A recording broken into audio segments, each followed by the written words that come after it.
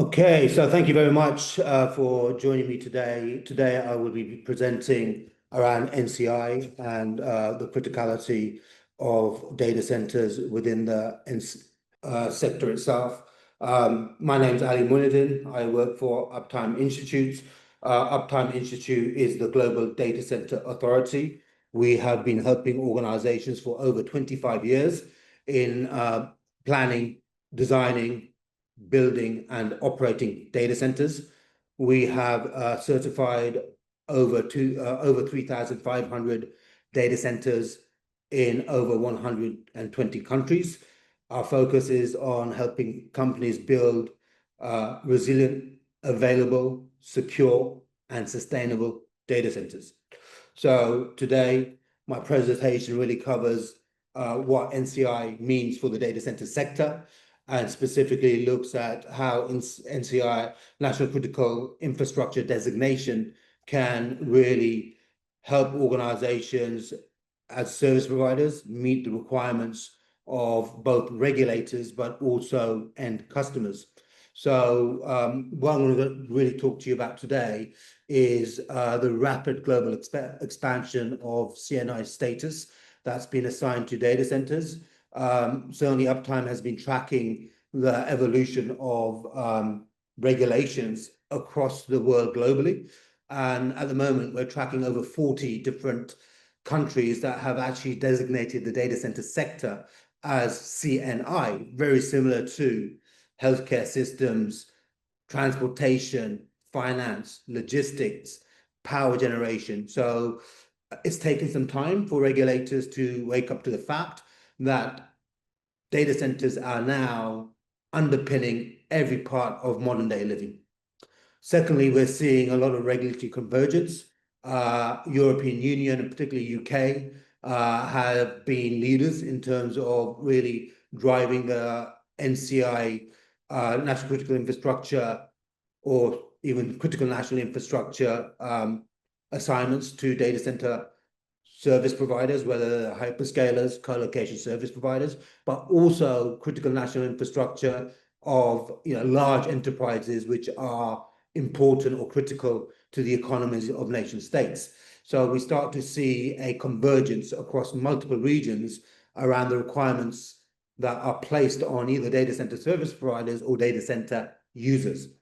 We see there's a universal drivers behind these designations, and particularly around the fact that increasingly digital infrastructure dependency and the concentration of risk around specific data centers is increasing.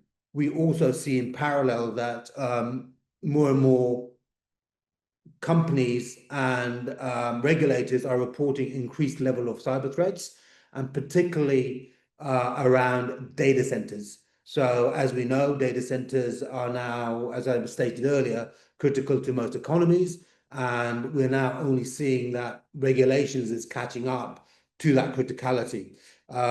In parallel, we see cyber attacks increasing on data centers themselves, and we see bad actors and or cyber criminals really increasing their efforts to penetrate digital infrastructure, and they're using various methods and tools to be able to do that. As an organization, we see that data centers are the economic backbone, right? And the focus on ensuring that that backbone is available and secure really is around operational resiliency and business continuity. Dependent on which of the market research papers you look at, we see a significant amount of the global GDP is supported by data centers. And that's the foundational layer, right? For digital services, for cloud computing, e-commerce, fintech, the list just goes on, right? So the data centers have to be available for modern economy to operate. We see that national security and defense operations are again underpinned by data centers. Certainly, we see obviously a lot of sensitive government data being stored, systems, applications being supported both in defense and intelligence operations. And we know that obviously cybersecurity infrastructure, i.e. the infrastructure and the cybersecurity applications that are protecting nation states and the economies need to have somewhere to be hosted, which obviously is data centers, whether they're cloud, whether they're supporting cloud infrastructure or enterprise infrastructure itself. And then finally, obviously, data centers are increasingly being used on a global basis. There's more outsourcing going on. There's concentration risk in terms of specific service providers, which account for a very large percentage of the market share. Often those service providers are international, so there's more and more focus around localization requirements, control over national data, protecting countries from foreign interference, and ensuring that there's autonomous control of digital assets. So again, data centers, increasingly critical, are now being regarded as national critical infrastructure. As I said earlier, Uptime's been tracking the growing regulation in this sector. As I said, over 40 countries have designated data centers as NCI, but there's a whole raft of additional regulation that is basically focused around data centers themselves.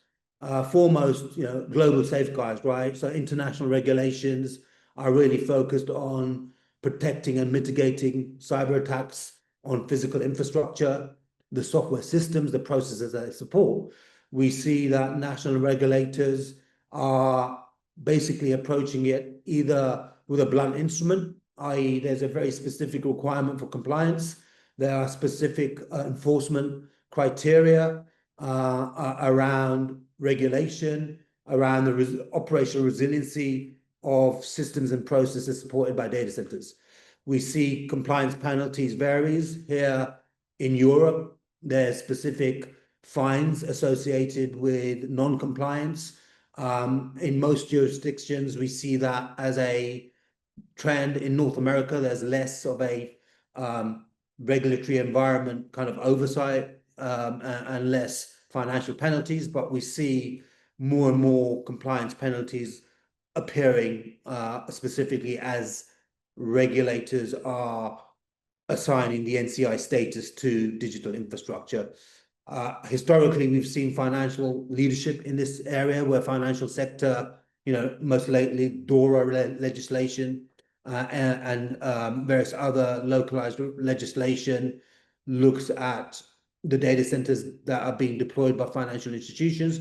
But that financial leadership is really now starting to appear at the same level of regulatory oversight in other markets as well. Why am I talking about cyber threats to data centers and NCI?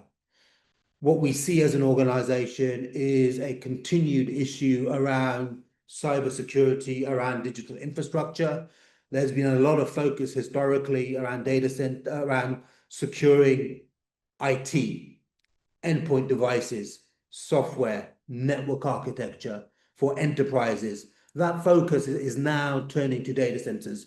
Why? Because we see a large number of outages being directly associated with cyber attacks on data centers.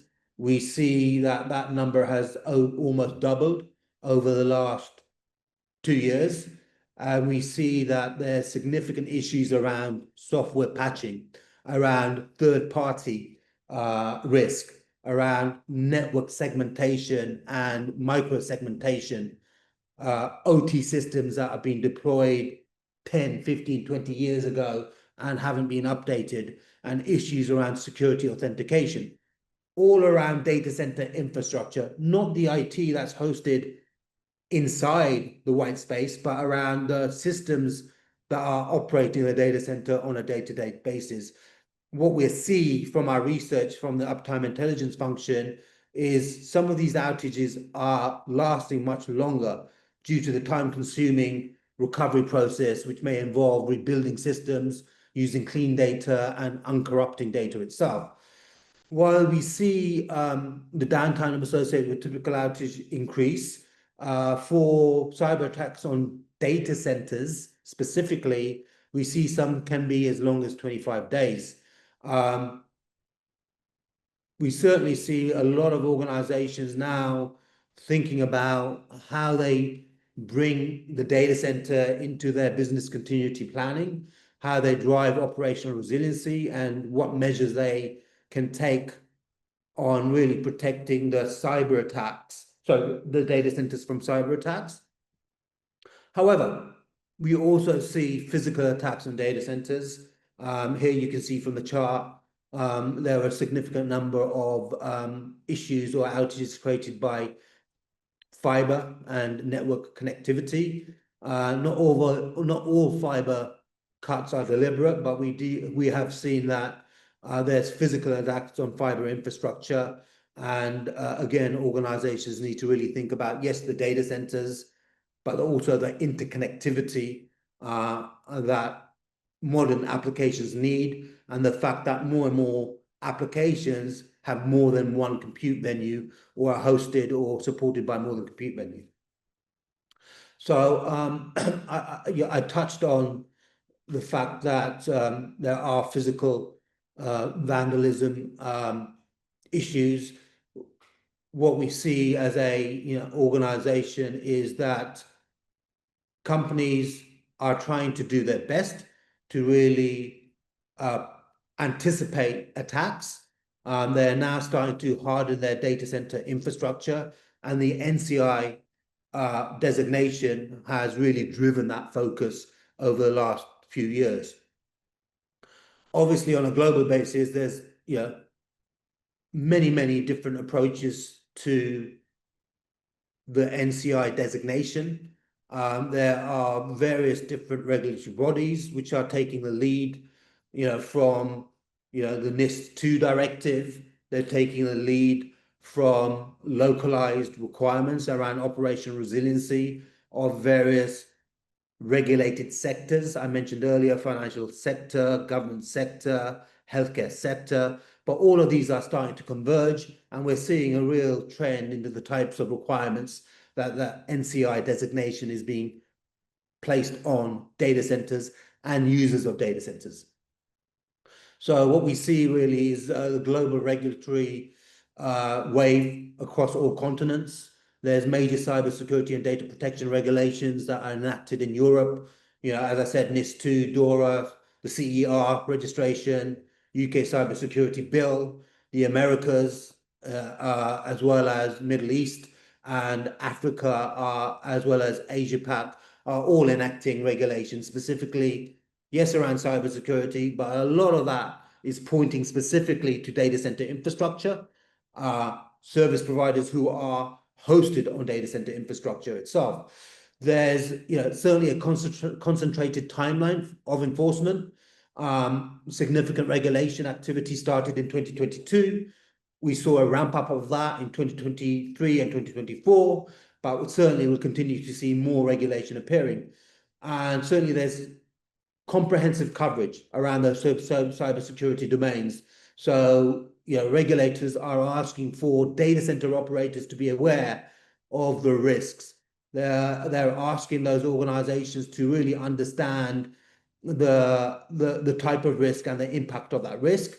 They are requiring incident reporting. They are requiring that organizations look at mitigation planning, but also real-time and ongoing assessments to make sure that their programs for identifying, mitigating, and responding to outages caused by cyber attacks or physical attacks on the data centers can meet the NCI designation requirements. So just kind of digging into a couple of regions here, starting with the UK. Obviously, UK has a significant concentration of data centers. We see that a large percentage of the European capacity is located in the UK, dependent on which report and which month new capacity is built. There's Frankfurt, London, Paris, predominantly the FLAP D markets are considered as a major data center concentration. In the UK specifically, we saw the CNI designation early on. It covers physical data centers as well as cloud operators. Obviously there's a over significant number of data centers, over 500 in the UK, adding a significant percentage of contribution to the GDP. So specific enactment on the National Cybersecurity Center, driving increased regulatory requirements and oversight by the regulators on data center service providers and cloud service providers themselves. In the European Union, we obviously have the NIS2 directive as well as the CRA directive, right? So here we see that there's specific mandates around cloud computing and data centers across the 27 European member states.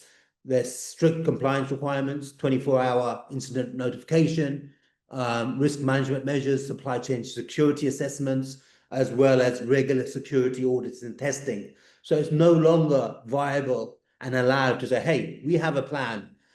The regulators want to know, when was it implemented? What was the scope of the assessment? And what areas of the scope has been developed to making sure it's fit for purpose, right? As we all know, this attack surfaces change in a data center quite quickly.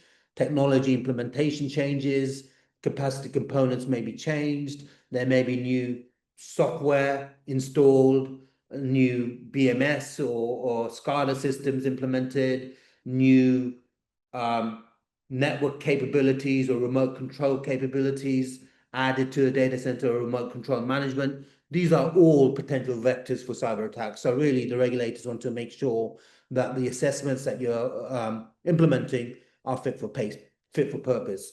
We see the CRA requirements in Europe now looking at a component level where there's be specific requirements around IoT devices that are implemented in data centers and in critical infrastructure itself. And there's going to be specific categorization based on the cyber risk associated with those components themselves. In the US, we see, again, through presidential action, significant scope around over 3,000 data centers nationwide in the US. Obviously, we saw the CNI designation in April in 2024 by national decree.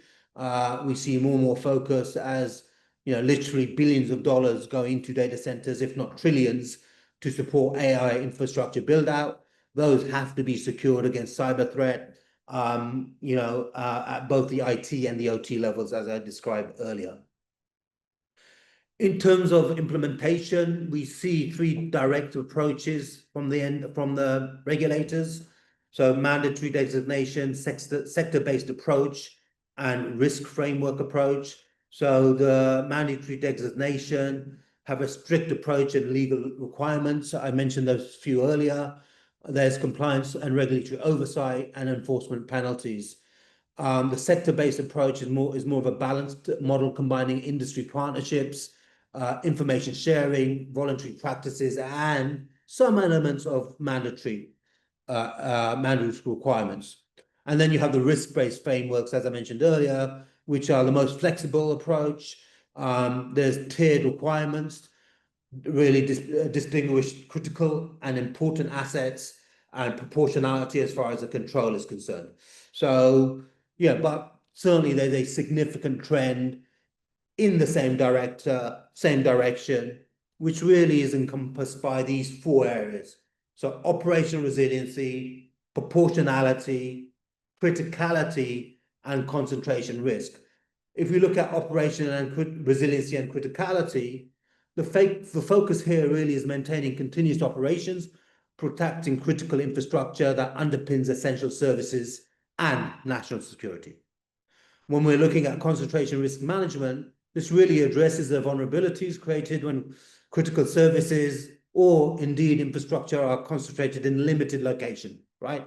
In specific data centers, in specific regions, we see a lot of that in cloud concentration in specific data centers where there's a single point of failure, right? That could be really impacting the same types of service providers or enterprises. Let's just take an example. We see banks located in specific data centers close to financial exchanges. If one of those data centers was impacted, then a whole sector could be impacted. Payment platforms, retail banking, mobile banking, or indeed international funds transfers. So again, the regulators are very concerned about this. And then finally, proportionality in terms of security measures. Not all organizations are created equal. There's different security controls, different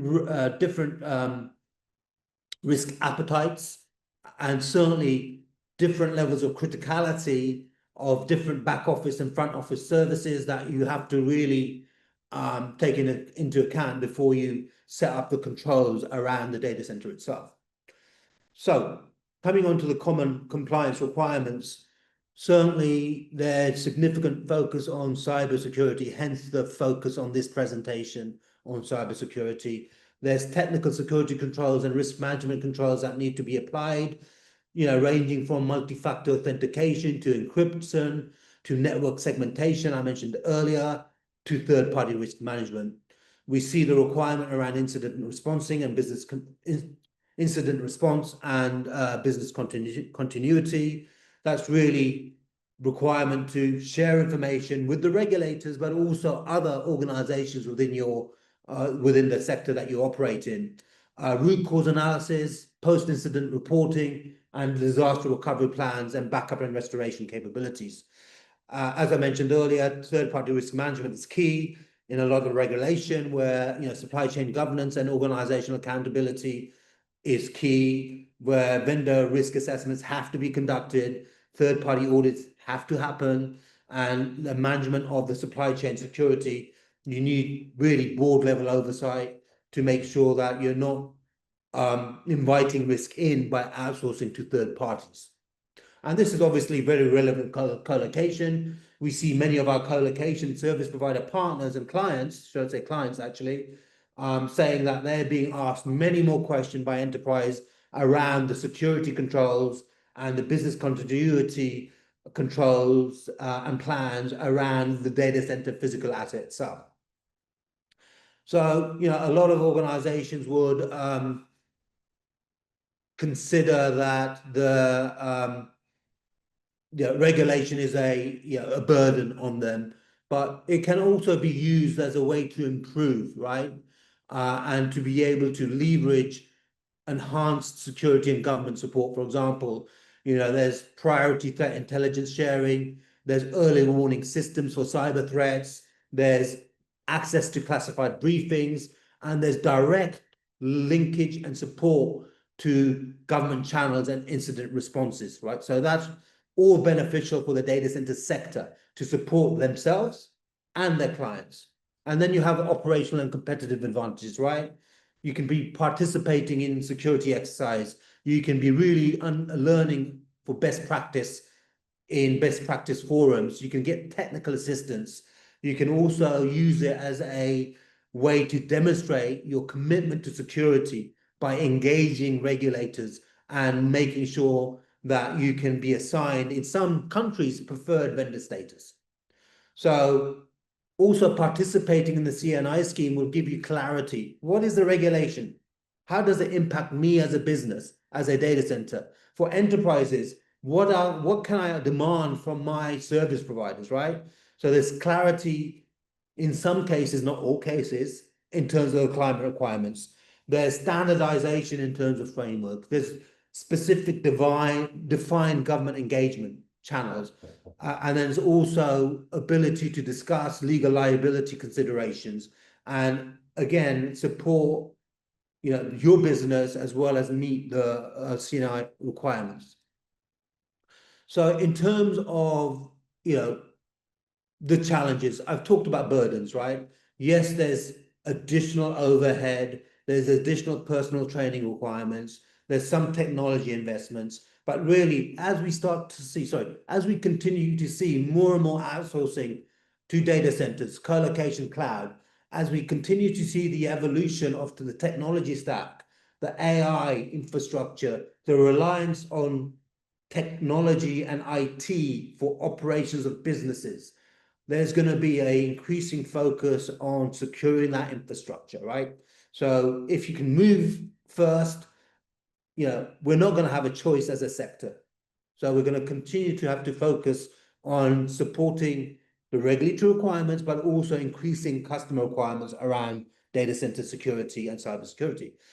As far as supply chain and cross-border complexity is concerned, certainly there's enhanced vendor security requirements, third-party risk, as I mentioned earlier, due diligence requirements are getting increasingly, some say onerous, some say painful, but that's directly relevant to my first point in terms of the increasing level of outsourcing and reliance on technology itself.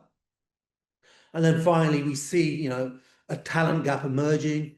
Does everybody have the expertise to really understand the cybersecurity posture of their data center if they own and operate it, or as a supplier, if they provide services? Do they have the expertise around OT and IT? How you really harden that infrastructure, which is supporting that data center and operating the data center itself. So is the sector really aligned? Is it ready to respond to increasing cyber threats? What we see that incidents are happening, there's widespread targeting across the sector. Major tech firms, payment giants, healthcare providers have all been attacked, specifically not for ransomware to steal the data, but to attack the data center, which, while the ransomware is a dominant threat, there's multiple documented cases where data centers have focused on operational shutdown or catastrophic impacts, right? And as I mentioned earlier, OT environments are increasingly vulnerable. There's growing recognition that OT is being actively targeted, with attacks becoming very much more sophisticated, and where they're exploiting vulnerabilities, sometimes known vulnerabilities, right? So we've been tracking the number of attacks and the severity of those attacks. We're tracking a large number. Here's just some examples. I'm not going to read through every one, but there's focused attacks on critical infrastructure, so specifically attacking co-location providers, telecom networks, and enterprise data centers, disrupting the customer workloads and comprising critical national infrastructure. We see significant data exposure, breaches with massive data leaks. In one case, over 23 million users' data was actually exposed. We see operational impacts where severe business disruption, including ransomware, induced production pauses. We've all heard of JLR most recently, right? And then multi-year persistent attacks, which are manifesting in downtime in the data center, but more significantly, direct financial impact. In one case, for a telecom company, an 8.5% reduction in their share price, right? And then finally, we see advanced persistent attacks, APTs, right? So Cyber Fatha, Typhoon, Handale, we see those attacking critical infrastructure and specifically data centers. Also, healthcare sector, severely implemented. Multiple healthcare data centers were hit. One UK incident, 32 million in losses, right? Financial government services attacks, freezing payment platforms, attacks basically freezing government services. Some were ransomware, while others were really targeting digital infrastructure to cause disruption.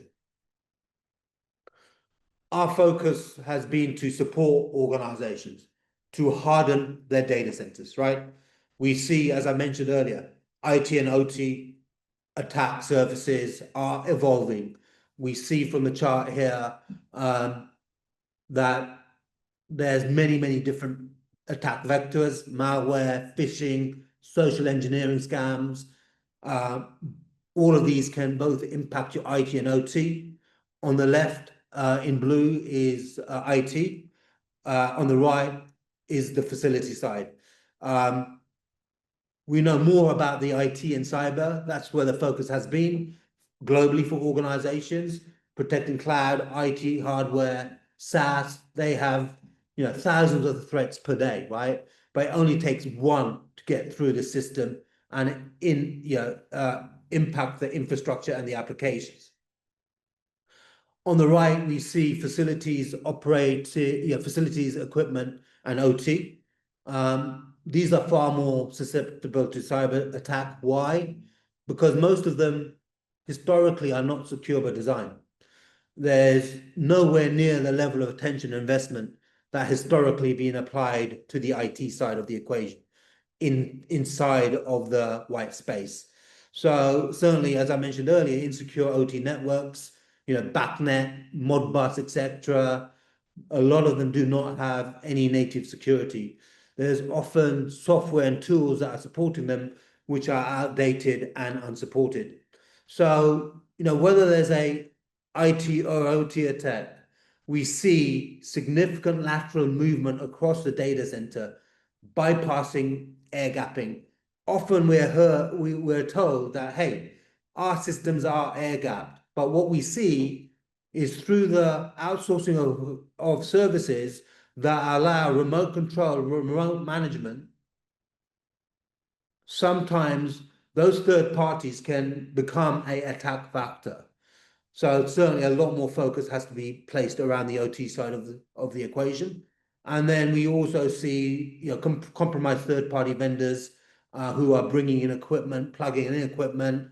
Believe it or not, some vendors, some data center operators, owners still allow third parties to plug in equipment in the white space itself. So just to summarize here now, certainly ransomware attacks are common. They're the launch pad. They can often be launched at the network periphery to cripple the core infrastructure.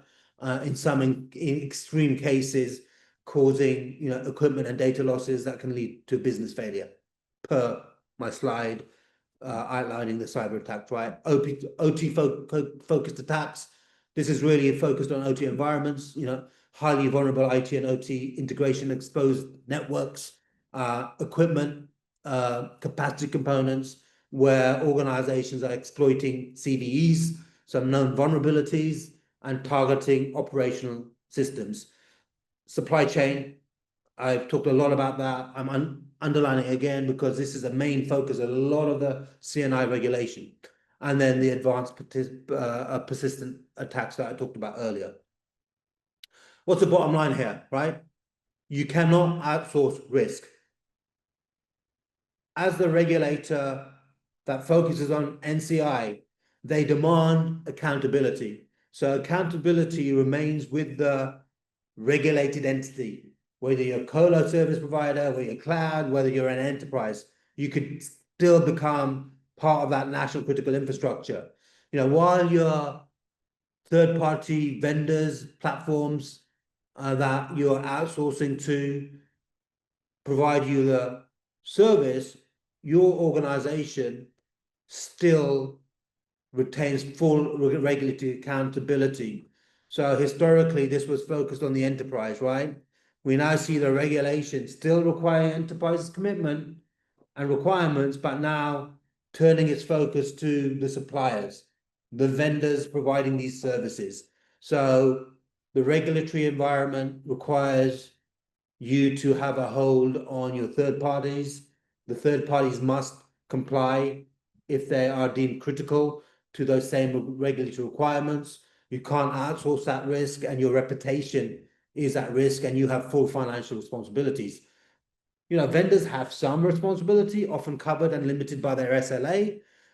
So, third parties vendors typically have a limited liability clause in that SLA or contract, meaning really they're protected from the full consequences, right, of any failure or breach. that occur under their management. Finally, regulators and customers will hold their contracting entity as accountable. So external stakeholders, including the regulators, the customers, your investors, right, will require you to have a very, very fully formed program to protect against your data center being exposed to any type of threat, including cyber security threats.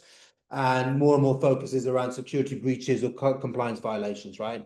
And particularly with some regulations targeting a significant percentage of daily revenue on an ongoing basis until issues are resolved. So really, there's a triple accountability burden. So there's legal requirements, there's a regulatory accountability, right? There's a reputational damage. So that reputational damage may be a quadruple accountability where that will have a financial impact. There's comprehensive due diligence requirements now. So you must conduct security, financial, and compliance checks on vendors. You must, as an organization, have ongoing audits of those third parties, and you must have plannings for incident. Because at some point, with the best will in the world, there may be an exploit that hasn't been identified yet, right? So you must have ongoing assessments, mitigation plans. You must be able to respond to an outage and respond in a way that really underpins your risk appetite, but the criticality of those services being supported by data centers. So in terms of the final point here is an active risk management strategy is essential, right? Organizers must implement insurance coverage, have robust contractual protection, must have contingency plans, because outsourcing is great, may save you money, but you must understand that risk and mitigate that risk itself. So one slide to really conclude on the discussion, to really position where we are at Uptime. As I said, at Uptime Institute, over 3,500 data centers in 120 countries certified. We have developed a unparalleled expertise in the design, build, operation of data centers. We have a security practice. We have been providing organizations with support in how they can harden their data center infrastructure against security threats. We work with many regulators on a global basis in helping them define their regulatory requirements. So as an organization, we can support companies to meet those regulatory requirements. And specifically, we have a data center cybersecurity assessment. That assessment is the most comprehensive assessment available on the market. It has over 1,200 controls, which basically are manifested in 14 different control domains, covering 302 capabilities in 71 sections. So the focus is identifying risk, identifying recommendations or making recommendations on how those risks can be mitigated, and supporting our organizations in really hardening their infrastructure. There's a number of foundational and operational domains covering the cybersecurity management program, system operations, personal security, facility security, and third-party processing. We have technical security capabilities also included, where we're looking at malicious code, which has been developed, secure development. Many companies are developing their own software to run their infrastructure, so that's a critical area to look at. The network controls, the monitoring, access controls, and incident handling, etc. And then certainly the assessment is being used in two ways. One is to enable large organizations to really understand their cyber posture and their cyber risk within their own data centers, but also to enable them to understand the cybersecurity risk and the cybersecurity posture of their third-party suppliers. Also, we have third-party suppliers who are coming to us directly to understand and mitigate their own risk, and then provide our assessment reports to their clients to show what programs are in place and how mature they are in terms of implementing A, their controls, and B, how effective their controls are themselves. So, what are our strategic recommendations? Evaluate current compliance posture against the CNI requirements. Very easy to do. They have all published their requirements in, well documented. So you're able to map those CNI requirements against your current cybersecurity posture. I say it's easy to do.